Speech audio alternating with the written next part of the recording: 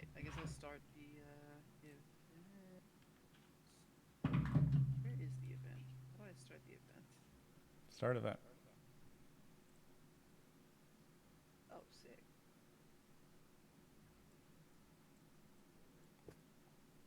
All right. Welcome to the event. Welcome, hunters and gatherers, animal tamers, and all of the above. Very excited to be back streaming again after such a long hiatus. It has been a crazy couple of months, y'all. I think the last time we saw each other was October when Tommy Shelby did the stream. Good times. Good times. Well, we have a ton of updates for y'all. I can't wait to get into it. And we're trying a new format this time, so hopefully this works well. We're recording everything. Like usual, Sandy will be taking questions from the community, so post your questions, and I'll give you your answers.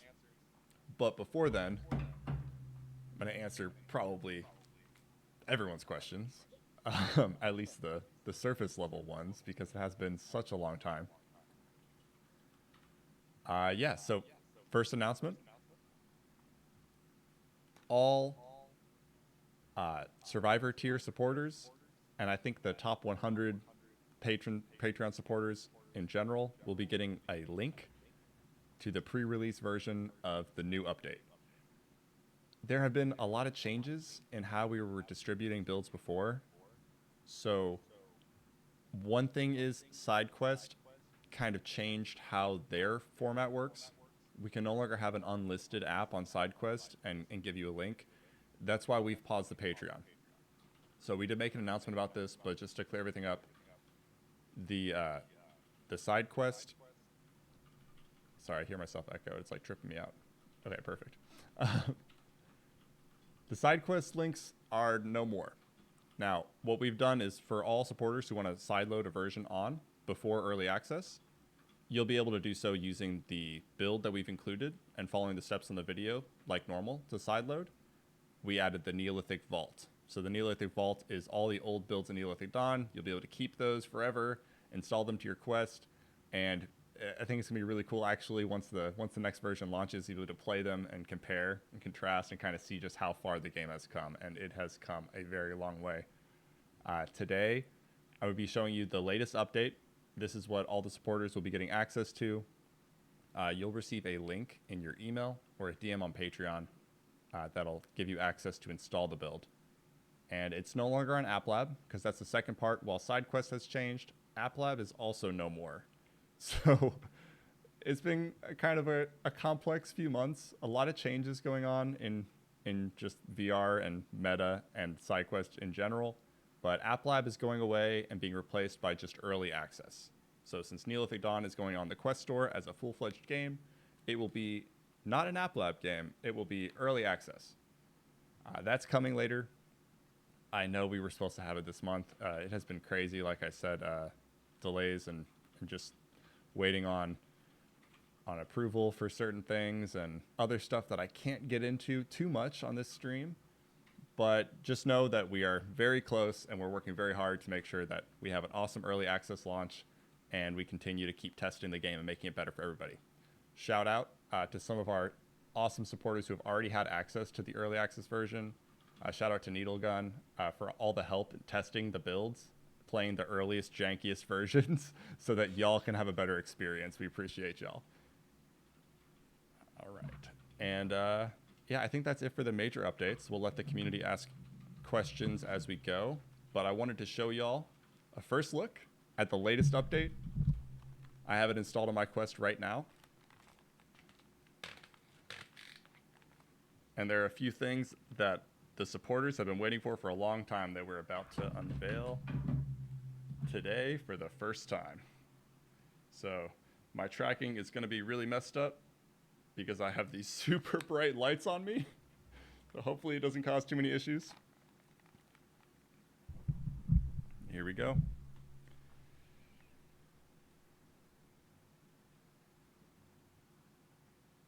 First thing you'll notice when you get to the new version of Neolithic Dawn, your hands will be yellow when you're in ghost hands. So Ghost hands, they used to be blue. They are now yellow. This change we felt was very important because when you get to the afterlife zone after you die each generation, the whole area is very blue and foggy. So it did make it kind of difficult to see your hands. So we just did that to make it a little bit easier to see when you don't have an avatar on. Now, for the avatar. You're probably used to the updated characters looking like this. This is my guy. I'm running all of this standalone in the Quest. We're not streaming it from a computer or anything. It's streaming directly from the Quest 3. Now, if you supported the game at any point on Survivor tier, you will have an exclusive new cosmetic that we promised a long time ago that has never before been seen. Well, it's finally in the game. We finally have it for y'all. And it is not these. Oh, you get those too. But it is the Bone Claw cosmetic. So this is an outfit that only Survivor tier supporters will get access to. You'll put in your code like normal, and it will unlock this in the character customization menu. It's super cool. You have these bone armors with saber-toothed claws on your knuckles. It's just really badass. Made by our character artist, Daniel. Awesome job, Daniel. And yeah, I'm really excited for y'all to be able to equip the Bone Claw, finally, in version 0.8 of Neolithic Dawn. Along with Bone Claw, we have our favorites, Mammoth Hood for the survivors, the Piebald Deer, and the Golden Wolf Hood are back in the game with updated graphics to match the new avatar system. Along with that, of course, we showed last time that we have unique faces you can choose, more hairstyles, eye colors. I can put on the gold eyes. That's another survivor cosmetic. Really cool. And the Cave Cam. Mobile Cave Cam has gotten an update. Full disclosure, eventually we do plan on replacing this with Liv's new streaming system because it's just so amazing. The people at Liv have done awesome work to make that. And while we have enjoyed developing the Cave Cam and making it have more features for Quest, there's just kind of blows ours out of the water. So I'm not upset about it. It looks really good. I can't wait to integrate Liv's new capture tools. But when you get access to the early version, you will have access to the mobile Cave Cam, which one feature I really want to show off is see how I'm holding it here in front of me. It can be really hard in a stream to see the window, and we can't display it directly to the screen. So what we've done is you can disable collision and set the follow mode to head. And now, as you see, the little window stays locked to your view. So you can walk around and you can stream like this, and you'll always have a first-person view at the bottom of the screen there. So that's what we've done with the Cave Cam. Like I said, it works on standalone, works on Quest 3. And I'm going to turn that off because it is a little bit distracting. But that's what we have there. The other thing is the maps. I don't have the last one unlocked right now, but as you can see, there is a whole map select now. You can go Southgate Bluffs, Bruce Peninsula, which we mentioned a couple streams back, honestly. Like I said, it has been a challenging year for Neolithic Dawn. Things are looking up. I don't want to get too deep into it, but we've had a lot of complications, a lot of difficulty with the team. Some good news, actually. I want to shout out one of the programmers on Neolithic Dawn. His name is Matt Foreman. He's no longer with us. He didn't die or anything. He's just he's not on Neolithic Dawn anymore because he just got his own project funded. He's working on a new game called Velociblaster. Y'all should definitely check it out.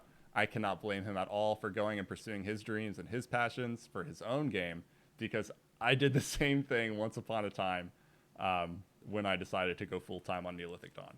So definitely show him some love. Matt, you will be missed. He's responsible for a lot of the notifications, the objectives you see, the objective notifications in-game, the co-op. A lot of the logic and multiplayer was done by Matt. So shout out there, and definitely check out Velociblaster on Quest and Steam.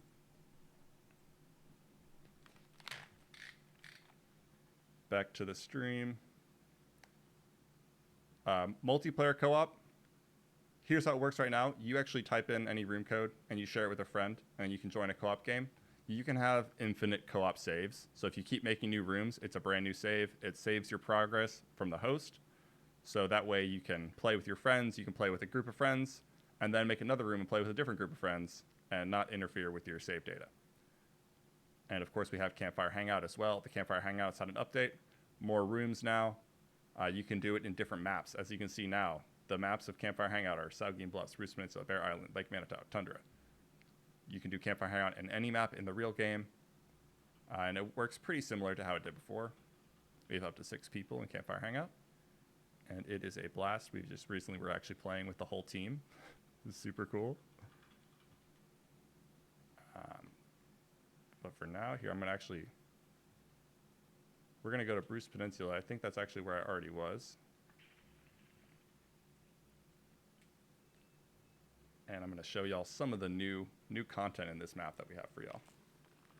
And James, while we are loading, we've got our, well, not first question, because there were some asked earlier, and I do want to circle back to those.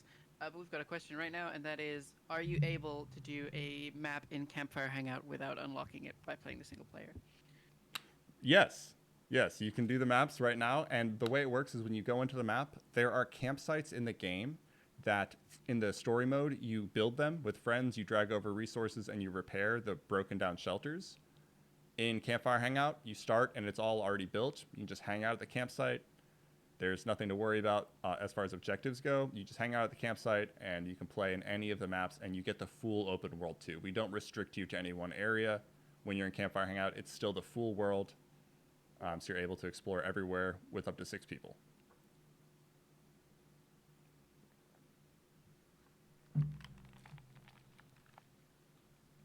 All right. Here we are arriving at Roos Peninsula. You arrive from Craig. He gives you a little bit of lore about the area. You can ask about the locals. One thing about this pre-release version, you'll notice early access. This is old man Craig. He's aged because of the generation we're on. In early access, the NPCs, we are still working on a lot of the story characters. So the way it works in Neolithic Dawn is basically, let me get the cave cam on so you can see my face. So basically the way it works is the people, since they exist through multiple generations, are not necessarily the same person. So Craig, as we all know him as, is actually the canoe man. And the way it'll work in the full game after pre-release is Craig will be, basically every generation he'll be replaced by a descendant of Craig. So the original canoe man is a friend of your family, and his son, you might see old man Craig in a next generation. It's just the same character, but he's been aged. Or the character may become a descendant of himself. So in that sense, the NPCs will be dynamically changed with different cosmetics. You know, there might be a woman or a man one generation, depending on just whether they're the son or daughter of their ancestor. And that's how it basically works. Every story character is described by their title or occupation rather than a specific name.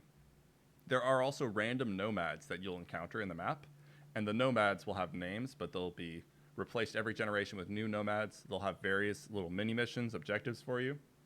And that's another feature we're still working on. So when you get access to the early pre-release version, you will notice that some of the characters are placeholder. They might look like a clone of Craig or a clone of the Elder.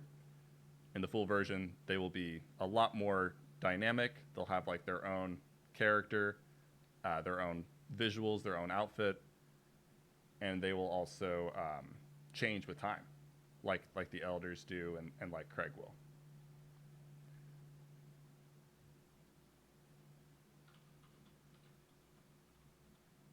All right.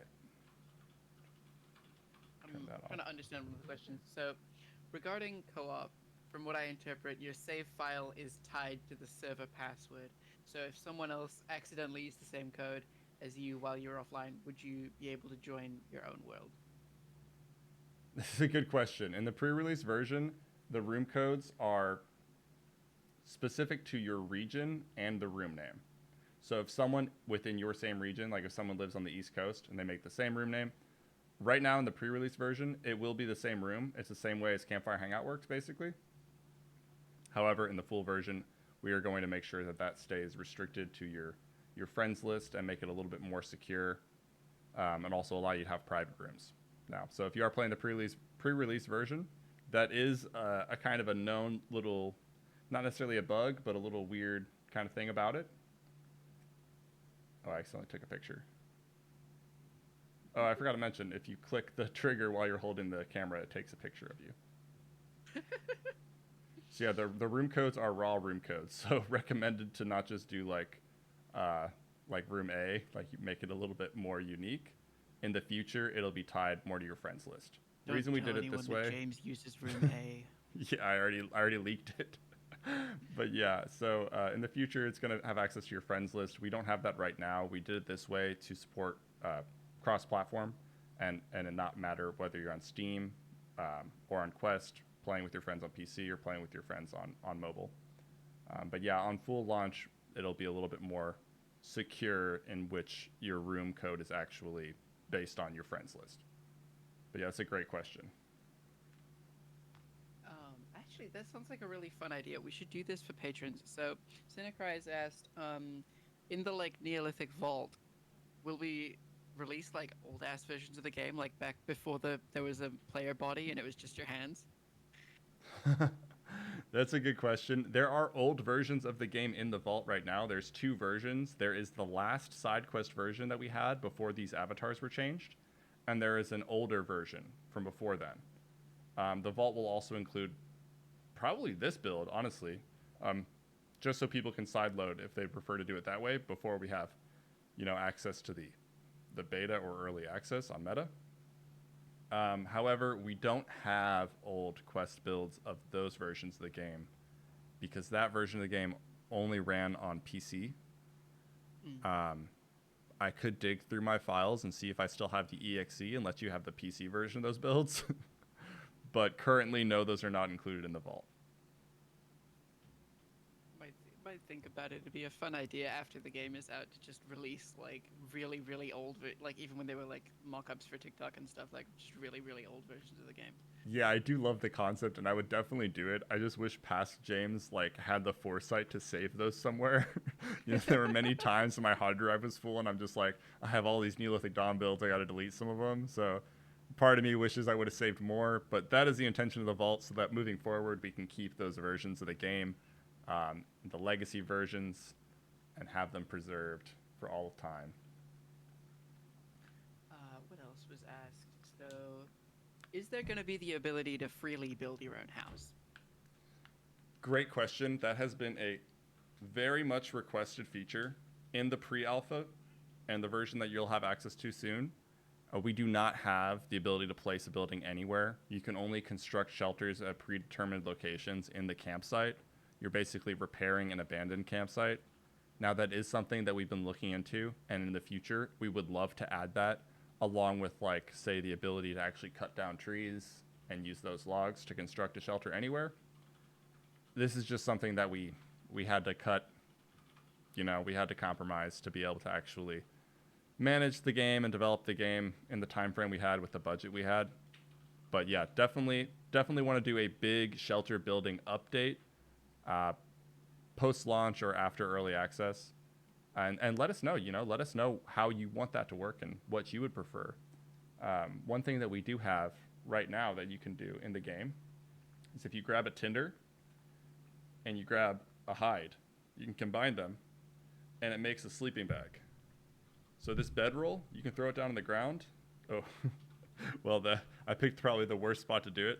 You can't necessarily throw it on a rock. It has to be actually on ground somewhere. Like, for example, if I come down here, hopefully I don't kill myself. Yeah, try not to die. You can throw it on the ground, and you can sleep here now.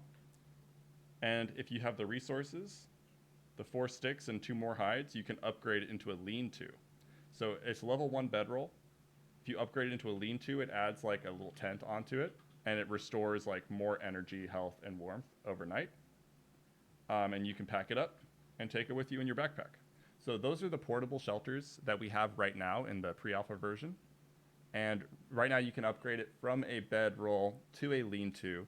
In the future, we could potentially have it go even further to a different kind of shelter. Perhaps a kind of shelter inspired from real survival, experts. One that would be easy to build with resources available. But yeah, that's the plan. And I just died. Oh, okay. Watch your step, y'all. When you die, your backpack here stays, your body stays, and you will see the time starts to time lapse. And this is a great time to show you how that works. Turn this off. Died on purpose.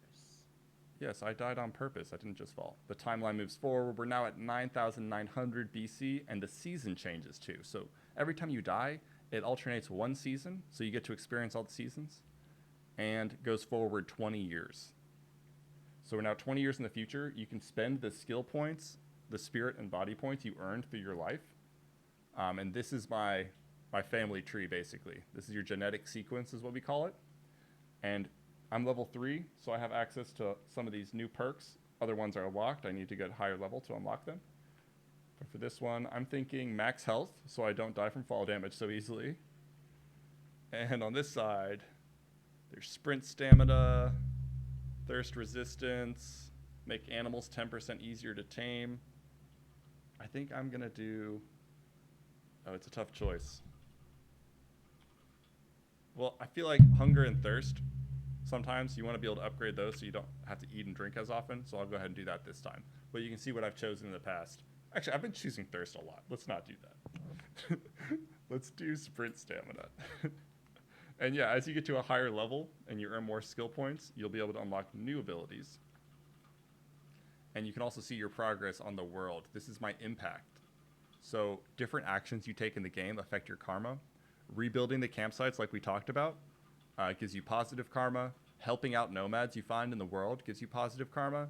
Doing things like punching the elder can give you negative karma. Killing an animal and not skinning it, letting the body like waste and leaving it there, you'll lose a little bit of karma because you're wasting food. So different little elements like that impact how the future changes. And right now I have a pretty positive impact on the future. But it's not always the case. All right, so here I go. I've been reborn to carry on my ancestors' legacy, and the year is 9,900 BC. This is my 5th generation.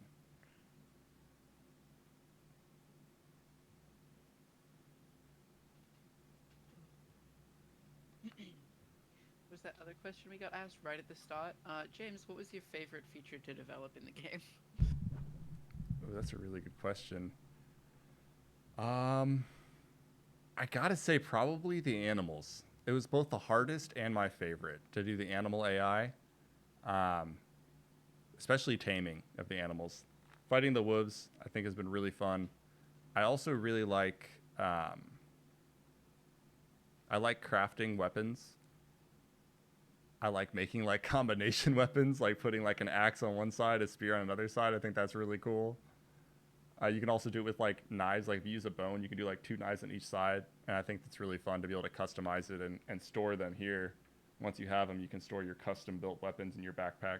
So I'd say that was probably my favorite feature. That's my old backpack. I gotta go get it. I wonder if I can dive down here and find out where my body landed. Oh yeah, here it is. Oh, have people seen what it looks like when you butcher an animal? Oh, probably not in the new graphics update.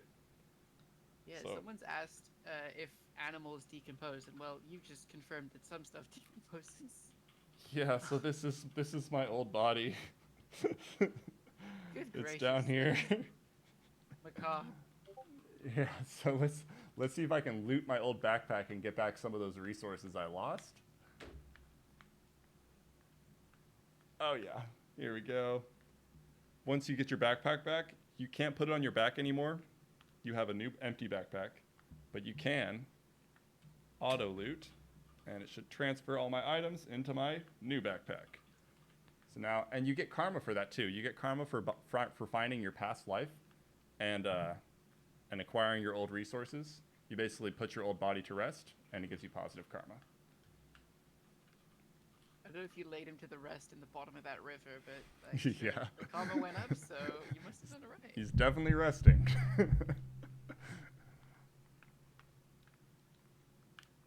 Oh, sorry. Didn't mean to punch y'all. Just trying to climb up here.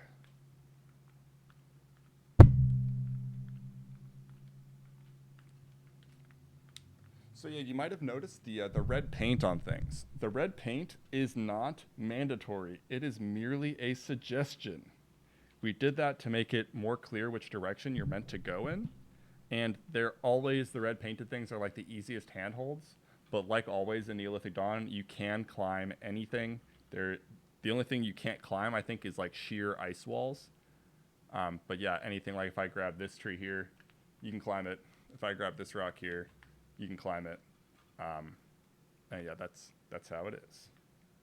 In fact, I also want to point out, because this had to be explained to me, and I feel stupid. Maybe some of you get it already, but initially I was like, oh, the red paint kind of stands out a lot. That is there because the logo is a red handprint. So your ancestors paint their hands red and leave handprints all over the place. So when they climb, they leave trails of prints on stuff from the red paint. Right, yeah, that is the implication. So if you're familiar with prehistory, you know, oh, there's a wolf over there. You know that ancient peoples used red ochre as a pigment, and they would use that to do a lot of cave paintings that have existed all the way to today for like thousands of years in those caves. They've been preserved.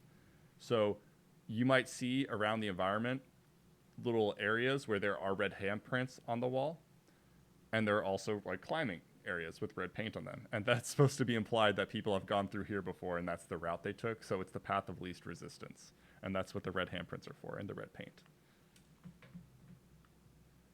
Another thing we added in the campfires, before in the early builds, you light a campfire and it's just like turning on a flashlight. It's just lit forever. What we've done is we've made it so you actually have to feed the fire. So you see how the light is like very bright. It's very white. If you watch it over time, it'll start to turn yellower and orange. And eventually it glows red. And this works on torches as well. If your torch or the campfire is glowing redder, the redder it is, the closer it is to burning out. So what you need to do is you need to actually feed it. So I'm going to feed it a stick, and you see it brightens back up, and it actually consumes the stick to feed the fire. And you can't grab them, it burns your hand, but it will eventually burn out completely. And then you fed the fire that much and it starts to burn out again. You can use tinder, you can use long sticks, you can use short sticks, anything flammable to feed the flame. And that's a new thing we just added. Now, I don't have any meat, so this guy, he's blocking my path. We might have to fight him.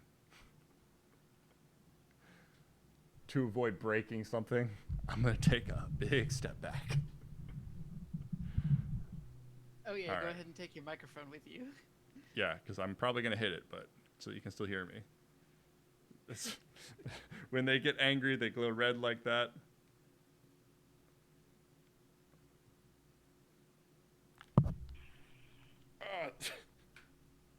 Nice. If you hit them, oh, I killed him. Yeah, different weapons have different stats. The flint blades are pretty strong against wolves, I would say. Obsidian is even stronger. But the strongest weapons are actually axes. So now that we've killed our first wolf,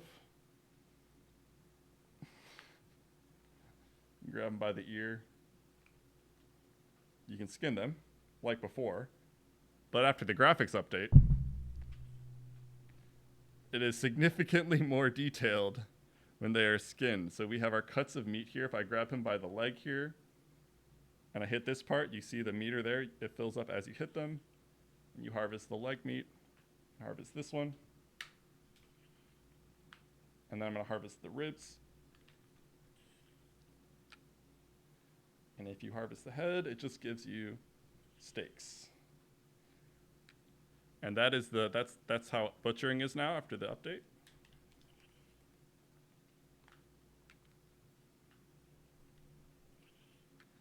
And now I have fully harvested the animal. Use every part of the animal.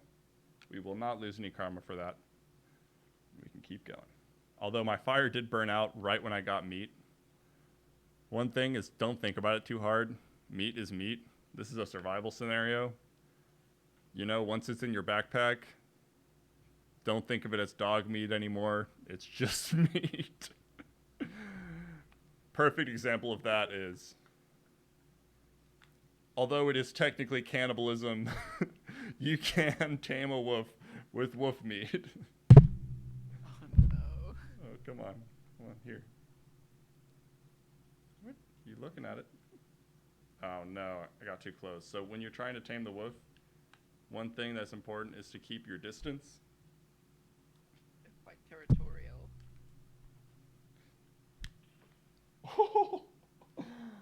Sweep the legs. Yeah, keep your distance, because if you get within what they basically consider their safe distance, if you get too close, they will turn aggressive. And when an animal is glowing red like that, when they're aggressive, you aren't able to tame them until they calm down. But they do calm down. So, for example, if you're trying to tame an animal, you got its tame meter halfway filled. Oh shoot! But then you accidentally get too close, and it goes aggro. You don't have to kill it. You can actually just wait about 30 seconds, and it will calm back down as long as you keep your distance and don't attack them. If you hit them, it resets that timer, so they'll be aggressive again. But yeah, so different animals have different durations of aggression. So while a wolf may calm down in 30 seconds, a bear may take 45 seconds, so on and so forth.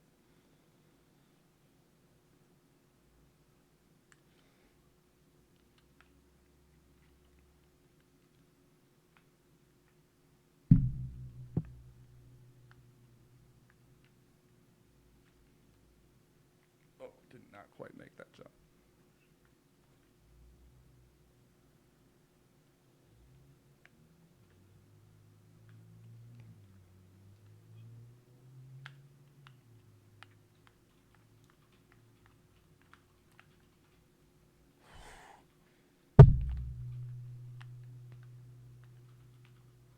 Nice.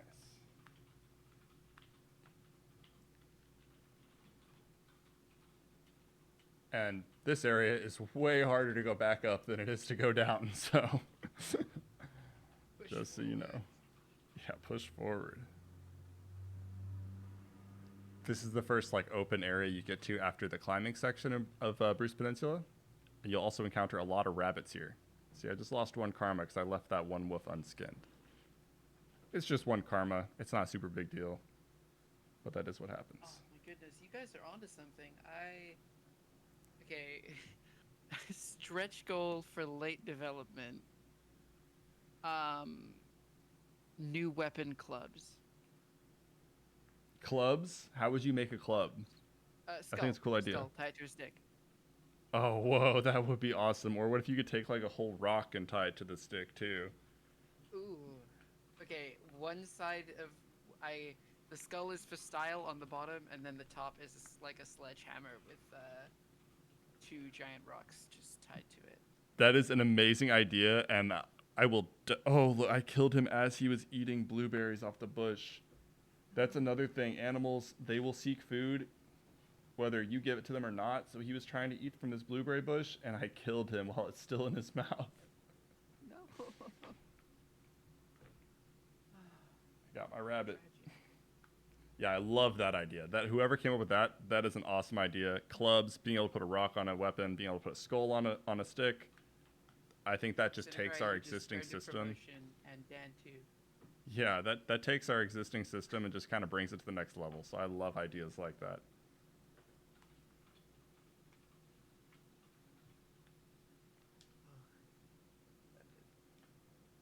I just made a club with a dead rabbit.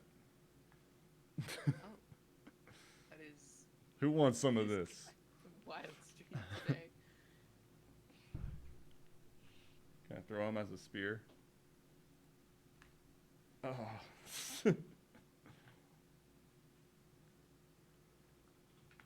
Ooh, that is an interesting idea. That's another thing I think we kind of thought about early in development, and as we've moved on, we've kind of let get a little left behind. But that's something I would really love. A system for not just cooking food like heating it up, but cooking food like combining different foods together. Ooh, recipes.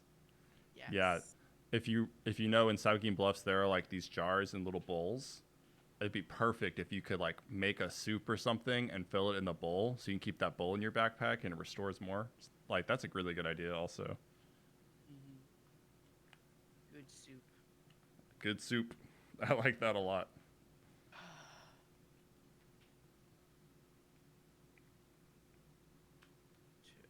Let's put some wood on the fire. Bone armor. Yeah, we got bone armor. Oh yeah, I'm not wearing it right now. I just showed it in the character customization menu. Horse armor.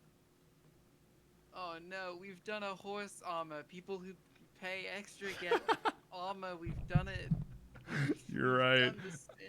I did not think of it at the time, but you are absolutely right that we just did bone armor only for patron survivor tier. But you know, we appreciate y'all and all the support you've given the game. We had to give you something super cool that nobody else has.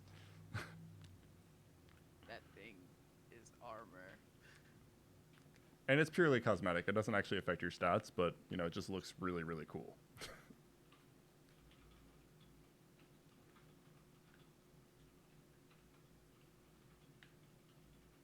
Armor for dogs. Cooking some dog meat. $5 each armor for dogs. Yeah. I thought it'd be cool if you could equip weapons on your dogs, like give him an axe. Oh, my fire burned out. So this is the hunter. They give you some lore about your next main objective, which is the Celestial Tower in this map. Now, one thing about Neolithic Dawn is it is an open world. You make your own choices. The environment changes. So there are many paths forward, especially in Bruce Peninsula. One such path is through that cave. James, I think you unplugged your microphone a little bit again. It is quiet. Oh, is that better? Yeah, that's better. Sorry about that. Yeah, so as I was saying, there are multiple paths. It's an open world environment. So when you go to this Bruce Peninsula map, this is one path through this cave. It takes you all the way up and around that way. It goes through an entirely different area. You can get all the way to the end without ever going that way. You can take this path. It goes through an area we call... I'm going to try to yoink him. Yoink! Okay, so whenever we talked about our favorite feature earlier, I lied. My favorite feature is to be able to pick up a rabbit by the ears and punch it to death. That's my favorite feature. I do that every single time. What the hell? But yeah, so like I was saying, there's different routes. So you can go this way through the Predator Cavern. It's the most direct path, but you also go through a cave, so you need like torches. And also there's a lot of predators like bears and wolves inside. There's that route, the Melting Cavern, but it's a really difficult platforming thing. And if you fall into the water, it's really easy to like get wet, and then you get cold, and then it can make it more challenging. And you end up going around that way. There's a place that's like a mammoth pit, like it's all high elevation. If you go down to the bottom, there's a bunch of dead mammoths. That area is really cool. And it also is like a junction. It has like 4 paths you can go from there. So that's kind of how we set it up to where it's dynamic. And based on your generation, when you get to that junction, some paths may be closed from a rock slide. They may be inaccessible. Other paths may open in future generations. And that kind of allows you to have a unique experience every time you run through the map. Lots to explore.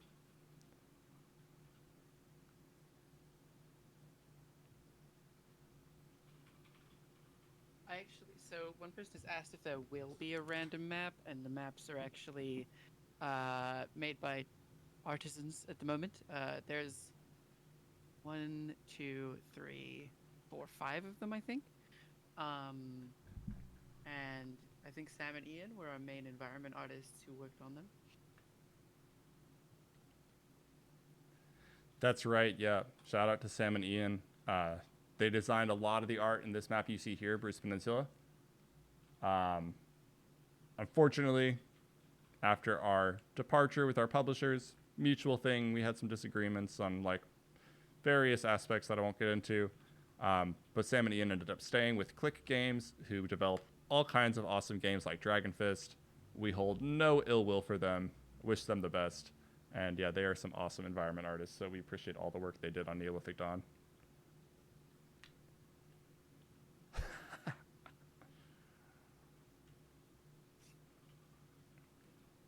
Get the ability to kill birds. You already have the ability to tame birds, I believe. Yeah, I just tried to tame one actually. I think there's a bug, but yeah, there are some things that may be bugs in single player. In the next build. I'm pretty sure it actually works in co-op. I think it's just a single player bug. There are a few little things like that we're still trying to get to the bottom of. That's part of the reason we had a delay. It's very close. We have all the maps and everything. We have all the animals. There's just a few little weird bugs like that where I tamed the crow and didn't tame him in single player. If you're playing co-op with a friend, it might have worked for you. But yeah, so that's part of the reason we want to give everyone who's supported the game so far access to this version. There may still be some issues, but you'll get it before anybody else before it hits early access. And that's just going to help us make the game even better. Oh.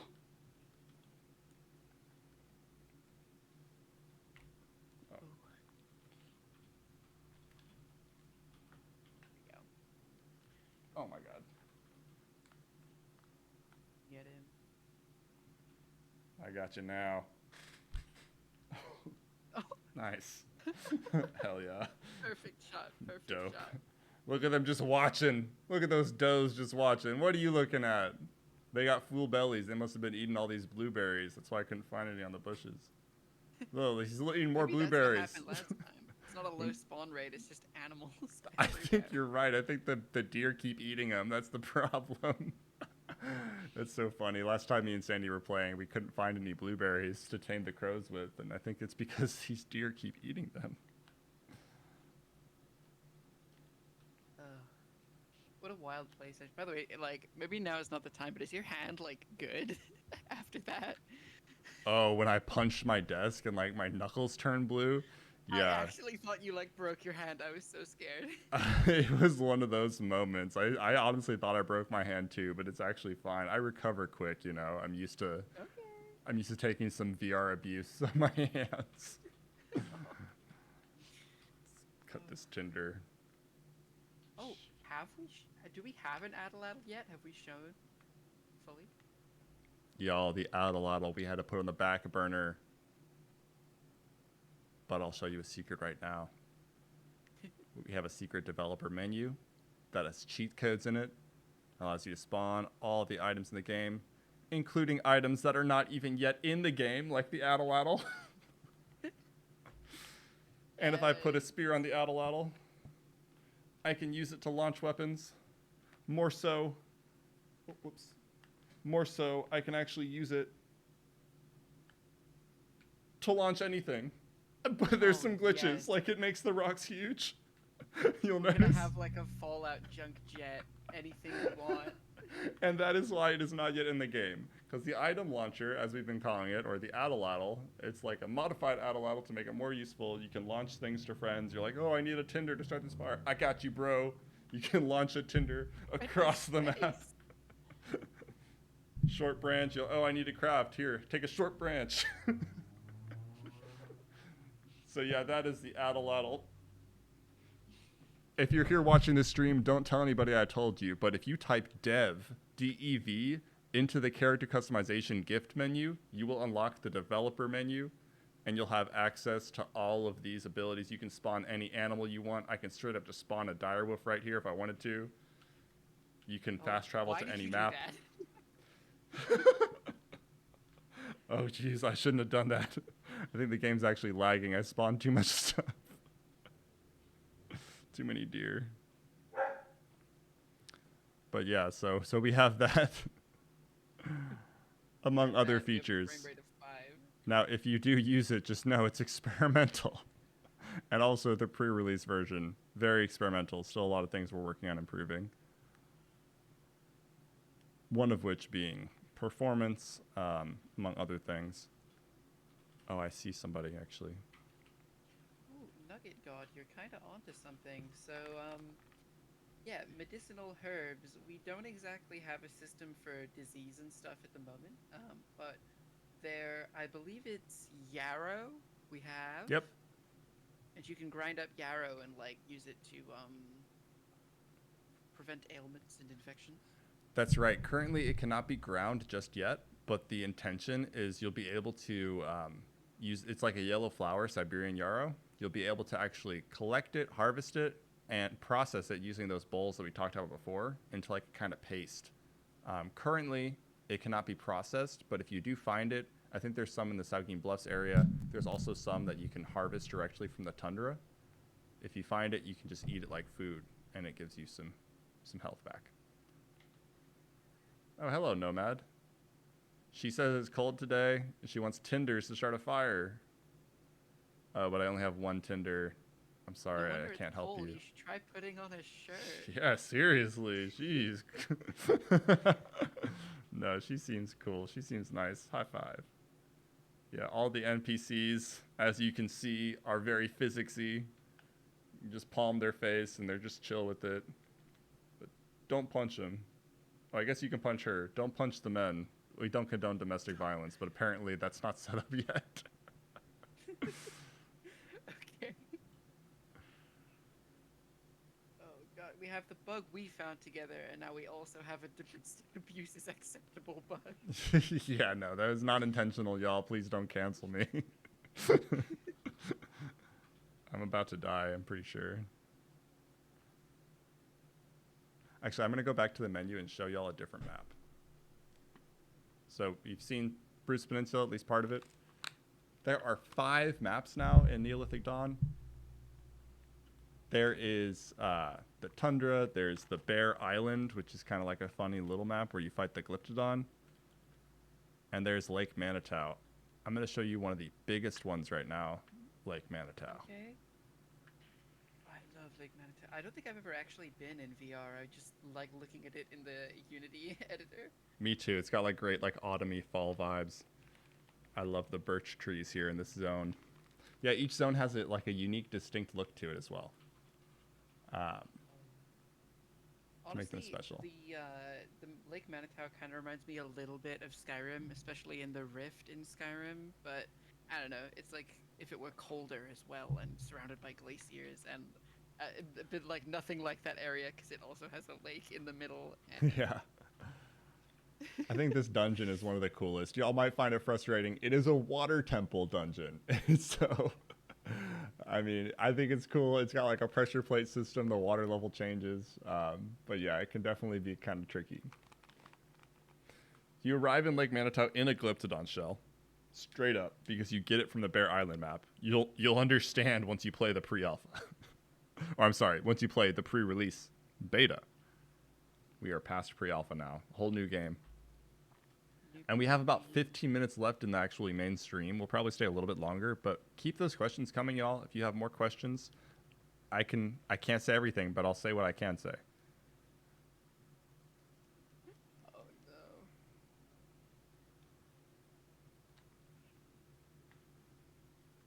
Can't wait for the patch notes that say remove domestic violence. Thank you. For real.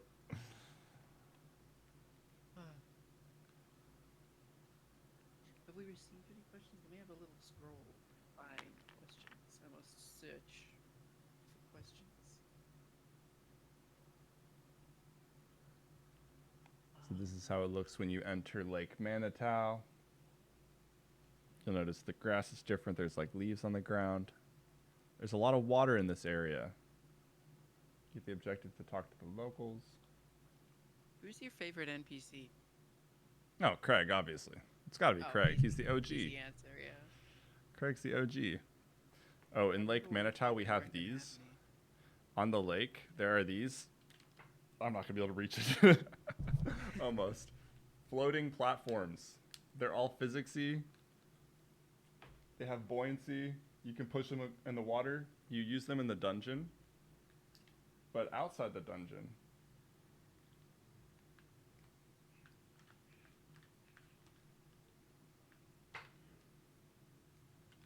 you can jump on them. Ow.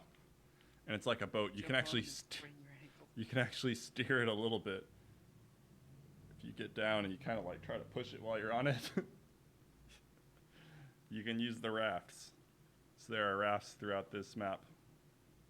Oh, a fish.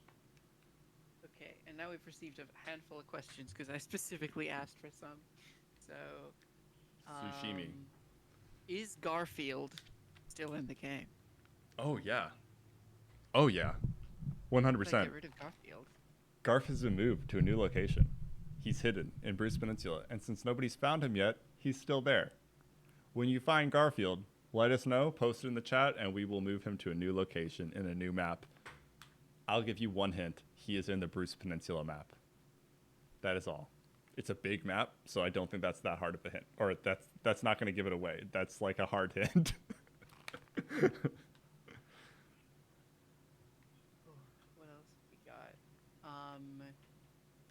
Can you soft lock yourself by killing all the NPCs? No, they don't take damage to their health. They just make you sad and lose your karma when you hit them. Yeah, you can't murder them. You can hurt them, but then you lose karma. But no, you cannot murder the NPCs. You can hurt them, and when you do, you really hurt yourself. Yeah, you can hurt them emotionally. Oh, by the way, this is how the structures work. If you see these little ghostly outlines of a building, you bring over the required material. That's 1 tusk. I need 2 logs, 2 tusks, and 2 small tusks. And it's a lot easier with friends, but if you bring over the required material... Yeah, how does fishing work? You dive in, and you grab the fish, and you win, and you cook it. That's right. We have hand fishing. There's no fishing rods, at least not yet.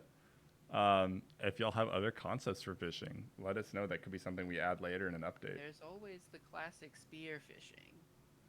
Oh yeah, you can spearfish as well. You can stab them with the spear and grab the fish. So I don't believe this is a planned gameplay system, but I believe there's some kind of emergent gameplay here, because to my understanding, when you chase a fish, they'll swim away from you. So what you could do is in multiplayer have one of you sit next to the shore with a spear and the other one try to corral the fish over to that person by chasing them. So that person has an easy time stabbing them and one of you chases them towards the other. You can do that with deer as well, actually. Some hunting strategy. Yeah, so I've built one of the shelters here. If you build all the shelters in a campsite, it spawns basically the nomads move in. So if I were to build all of them, it spawns a bunch of nomads that you can then talk to and get missions from inside the campsite. This is Record Keeper. He looks a lot like Craig if Craig wore pants. Yeah, like I mentioned, the NPCs are going to have their placeholder right now for the most part, just so you know. You'll be able to do the whole main objective for the main missions, but they will not be final art and not final dialogue either.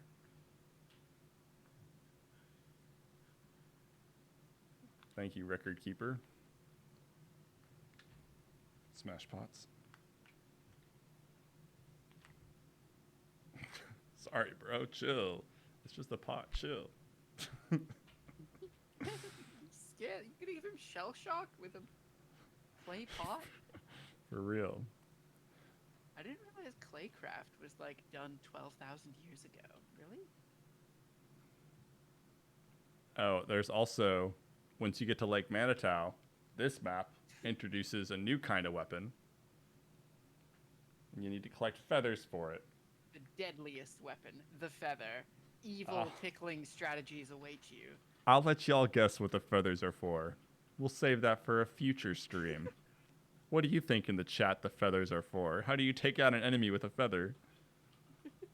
I'm going for the classic toe tickle move. Yeah, that's a deadly one.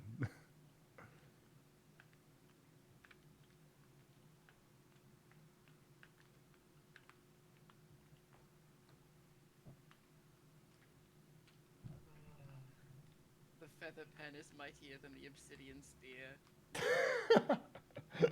Is that you, Sandy, or did someone say that? Dan said that. Oh, that's so funny. I can't take credit, Dan. Dan came up with that funny. Yes, the feather pen. Oh, apparently it's possible to break open a soda can using a feather. Oh, interesting. I'd love to see how that A works. nasty point on the bottom. Maybe, I don't know, maybe you just tickle the top and it sneezes it open, all the gas comes out. Who wants to vote? Do you think I would survive if I fell in that water, or do you think it's too shallow? Place your bets. Place your bets, everybody. Place your bets. Will James survive if he falls in the water, or is it too shallow? I'm going for James lives. I'm on Team James lives. Before I do this, keep in mind it is an early pre-release alpha, so there's a chance I live just from sheer luck. That's why I'm on Team James lives. Let's go. Jump. Who do you think? Are the votes in? Or how many do we have for lives? How many for dies? Synchro says you're gonna die. Shows how much faith he has in you. Uh, Nugget God says you're gonna die. Okay. Romy says you're gonna live though. All right, I got my first person view, so y'all can witness my survival or my death. Witness your face as you tragically crash into the waves. All right, let's do this. Oh, I don't think I got far enough. No, you're fine. You're fine. He I lived. literally landed on the shore. Oh, what the heck? Okay, who voted he gets left with 0.0 HP? Who voted for that? Who voted I get left on 1 HP and then I recover? You get left on 1 HP and stalked by 2 wolves. All right, come at me. I survived a fall from 20 feet up. I can survive you. What are you doing? They want to play. They're just drinking. Oh, what? Well, Wait, which what one of did you you die killed of? me? I don't even know. Maybe I'm starving. Maybe I froze. You did get R.I.P. some pretty cold water. You may have frozen to death of hypothermia. This is true. You do get damp. I'm claiming my win though because James did not die from fall damage today. So Fair enough. Fair enough. So that is your sneak preview of the Lake Manitou map as well. And there are 2 other maps there, the Bear Island and the Tundra, that we did not get into today. But hopefully, you know, that was a satisfying update for everybody. I hope you were able to answer. I hope we were able to answer your questions. And most importantly, I hope you're all excited to receive those access keys to help us test the newest version and Survivor tier. I hope you're excited for your new Bone Claw cosmetic because it is super dope and it makes you feel like a badass when you have those Wolverine saber-tooth claws on your character. oh, in fact, so you sent me the job to distribute some keys to the Quest version, right? Do you want me to like do those now? Yeah, no, yeah. After this stream, we're going to send out emails to everybody, the top 100 supporters and everyone that's Survivor tier. You're going to get access to the pre-release Quest download. Once you get an invitation, I think all you have to do is join it with your Meta email. That's important. Your Patreon email may not be the same one associated with your Meta account. It has to be your Meta account. So when you get that invitation, follow that link with the account associated with your Quest. And then it may be 24 hours or so. We do have to manually, I think, approve those to let you install the game. But Why did after we that, invite you and then approve our own invitation of you. yeah, I know it's weird, but I'm pretty sure that's how it works. That's how we did it last time. Some people have already gotten access. Thank you so much for helping us test the even earlier versions. But we will continue to update that beta channel as we fix bugs and as we improve things. And if you find any issues, a lot of them we may know about and they're just on our backlog. We are working through it as quickly as we can while trying to fix those issues.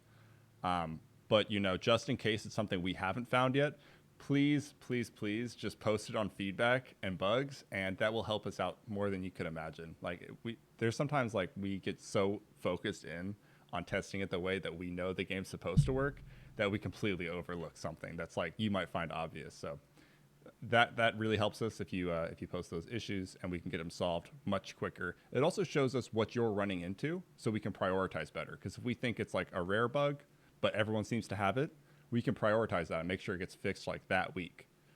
So yeah, just let us know and keep us posted on how your experience is going. And even if it's not a bug, but you're just like, this part kind of sucks, like, tell us. No hard feelings. Like, I know there's a lot of improvements to be done. So we would love to hear your feedback from that as well before we get early access launched. And the final question of the day, maybe, is there going to be a mortar and pestle to grind up the yarrow and other herbs? My thought is I'm thinking of reusing. So we have the crafting tool in your hip. It's a belay technically, but it's like an antler thing. It is so very close to like a mortar pestle like type tool. I'm thinking that we're going to actually repurpose it to where you can use it both for stone napping and also use it for creating herbs that way. Hear me out. Because it's always on like, your hip. Brainstorm right now.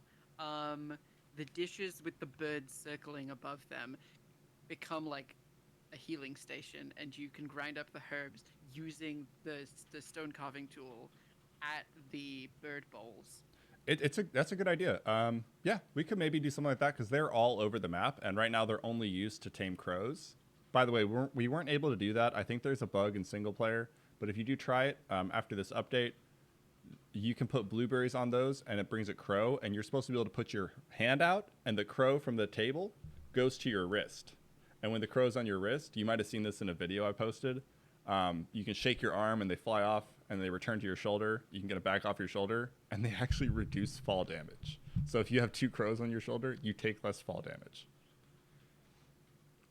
But yeah, I like the pestle idea. I think we might use the actual bowls to be able to do it portable, like along with you. But that's a good suggestion as well. So we'll definitely look into that.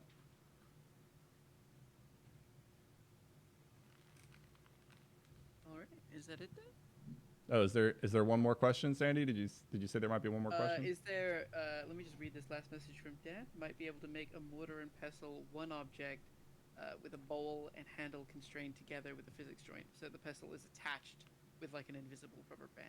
Very technical suggestion. Yeah, no, we could definitely do something like that. That's easy, yeah. Good suggestion, Dan. Thanks for that.